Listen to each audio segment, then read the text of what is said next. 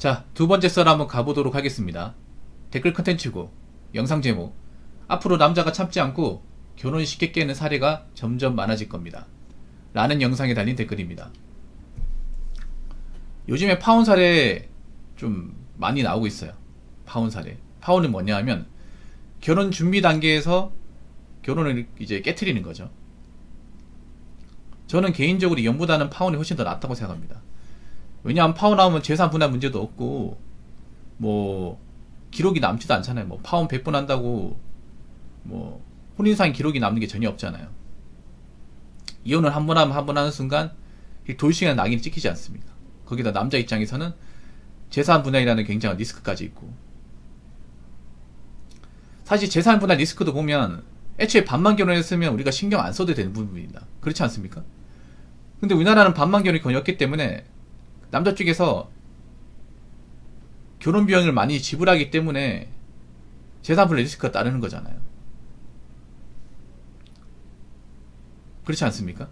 애초에 반반 결혼했으면 뭐 재산 분할해도 어차피 비슷하게 가져왔으니까 손해볼 게 크게 없단 말이에요. 그래서 남자들이 앞으로는 반만 결혼을 많이 할 겁니다. 반만 결혼. 진짜 반만 결혼.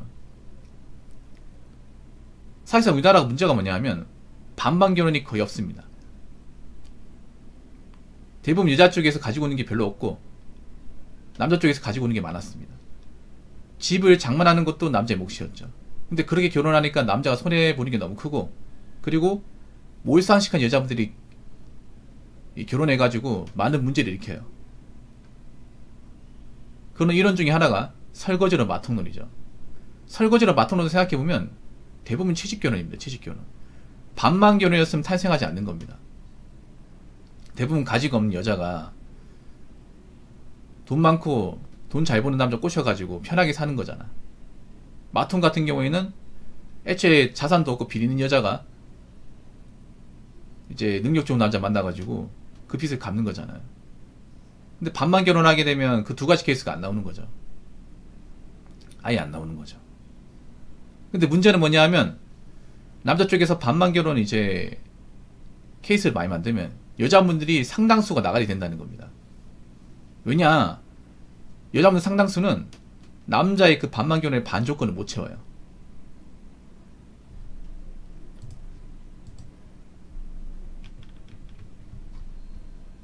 채울 수가 없습니다.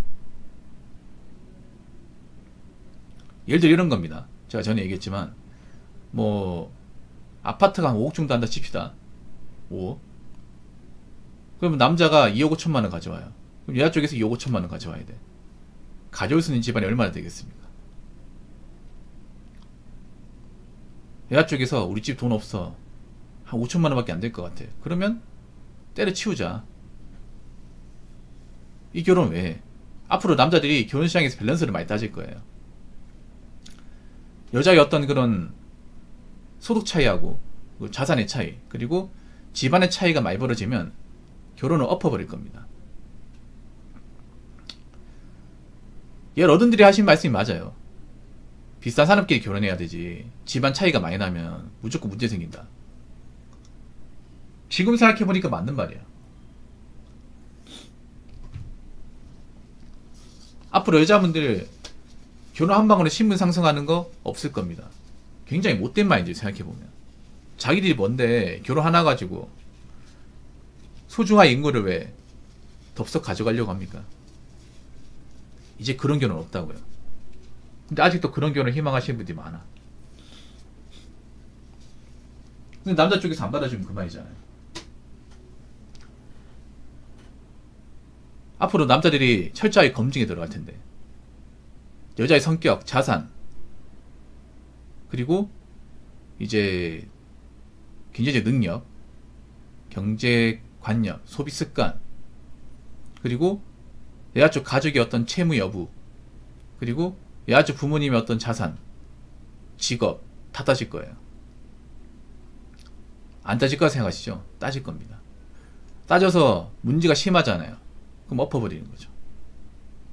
이거 가지고 여자분들 뭐 남자가 쫀쫀하네, 어떻게 이런 것도 아니죠 생각할 수 있는데, 이런 말 들으면 극찬입니다. 극찬.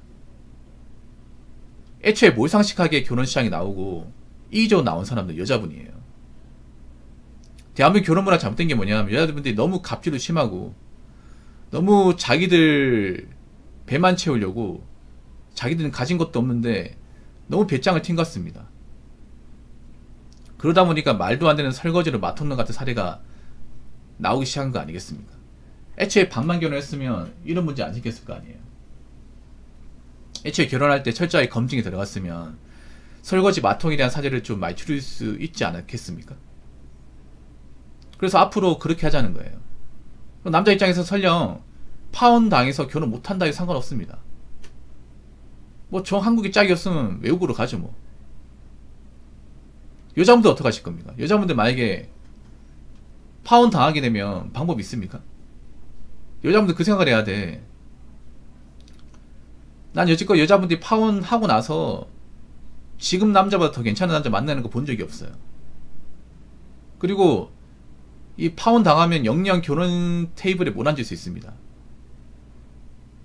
결혼 전제 누군가를 못 만날 수 있어. 그런 것도 생각하셔야 돼. 그러니까 이렇게 결혼을 준비하는 과정이 이번 한 번은 끝날 수 있습니다. 이번 한 번으로. 두 번, 세 번 안 된다고. 이거 생각하셔야 돼요, 여자분들. 이거 생각 못 하시는 분이 많은데, 그러니까 본인이 이걸 파혼 당했잖아. 그러면 나중에 또 다른 문제로 또 파혼 당할 가능성도 늘고, 아니면 애초에 필터링된 가능성도 높은 거예요. 왜냐하면 생각해봐. 요즘에 보면 여자분들 결혼 준비한 나이도 많단 말이야. 32살, 33살이란 말이야. 여기서 파혼 당하잖아. 사실상 끝이에요, 끝. 정상적인 만남은 이제 이루어지지 않습니다. 남자들이 안 가거든요. 썸 타는 것도 안 된단 말이야. 그러면 이 결혼 준비 과정에서 본인들이 배짱을 튕고 문제 생기면 결혼 엎어지는데, 엎어지고 나서 영영 결혼을 못 할 수 있어요. 이거 생각하셔야 돼요, 여자분들. 그냥 파혼한 것만으로 뭐 다른 좋은 남자 만나면 되지. 이제 이딴 거 안 된다니까. 나이를 생각해야 돼, 나이들. 우리나라가 문제가 뭐냐면 남자도 이제 나이가 많지만, 결혼 준비 과정에서 나이가 많지만 여자 나이가 너무 많다는 거야. 이게 전 세계에서 그냥 늙었어, 신부가. 그래서 결혼 전제로 만나는 여자분들 보면 32살, 3살이야. 여기서 만약에 결혼 준비 과정에서 끝났다 생각해보세요. 누굴 만나겠습니까? 거기서 시간 조금만 더 끌면 이제 30 중반 되고, 그때 가서는 아무도 만나지 못하는데, 결혼을 포기해야 되는데 괜찮으시겠어요? 이런 것도 생각하셔야 됩니다. 자, 댓글 한번 읽어보도록 하겠습니다. 여자들 가족관계, 부채의력, 과거에 어땠는지 다 확인하고 만나야 함. 지뢰 밟으면 터집니다. 여자들 아버지가 어떤 대접받고 사는지 확인하는 게 제일 중요함. 보통 그런 게 있어요. 여자가 능력이 없잖아요. 여자가 버는 게 적고 모아놓은 돈이 없죠. 그러면 그 집안도 가난합니다. 100% 가난합니다. 거의 안 봐도 비교합니다. 그러니까 여자가 뭐 버는 게 적어요. 버는 게 적은데 뭐 돈을 알뜰하게 모은다면 모르겠는데, 여자가 버는 것도 적은데 돈도 안 모아요. 그럼 그 집안 안 봐도 비디오입니다. 그 집안 봐보면 그래요. 뭐 가족들이 제대로 일을 안 한다든지, 벌이가 안 좋다든지, 아니면 이제 대출이 있다든지, 사업을 했는데 뭐 사업하는 족족 말아먹었다든지 문제가 심해. 딸이 그런 거 보고 자라다 보니까 이 돈을 모아야 되는 생각을 안 가지는 거예요. 그래서 여자분들 잘 들으세요. 앞으로 본인들이 약간이 못하면 연애까지는 할 수 있지만 결혼까지는 안 되는 거야.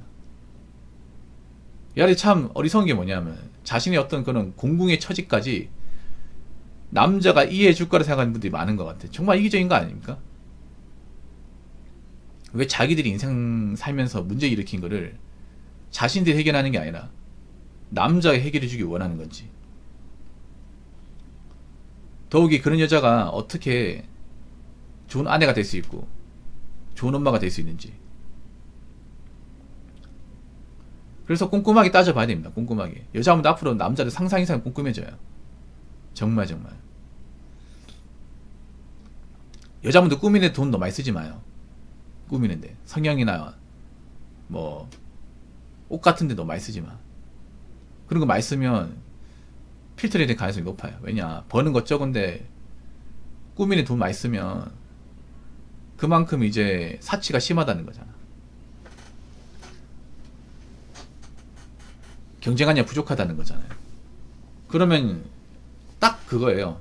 몇 번 만나다 치우는 거야. 그래서 앞으로 철저하게 검증에 들어갑니다. 철저하게. 지금 남자들은 그런 거예요. 어차피 결혼 안 해도 그만이야. 한국 여자하고. 확실히 스탠스가 바뀌었어요. 옛날에는 결혼 안 하면 어떡하지? 혼자 살면 늙어서 이러면 어떡하지? 이런 마인드 팽배했단 말이야. 지금도 그렇게 생각하시는 분도 있긴 한데, 젊은 남자들은 생각이 달라요. 젊은 남자들은 까짓거 뭐 한국 여자 결혼 안 하면 그만이지. 뭐 혼자 살면서 뭐 지금 잘 살고 있고 능력도 되는데 뭐가 아쉬워. 뭐 집도 있고 차도 있고. 본인도 사실 혼자 사는데 문제가 없는데 괜히 이상한 여자 데리고 살았다가 내 자산 날라가면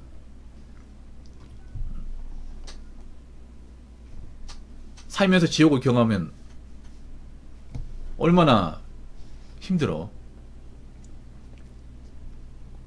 상태 안 좋은 여자하고 살 바에는 혼자 사는 게 낫지. 아니면 뭐 젊고 어린 외국 여자 한국에 데리와 산다거나. 굳이 내가 뭐가 아쉬워서 답 없는 한국 여자 데리고 살아.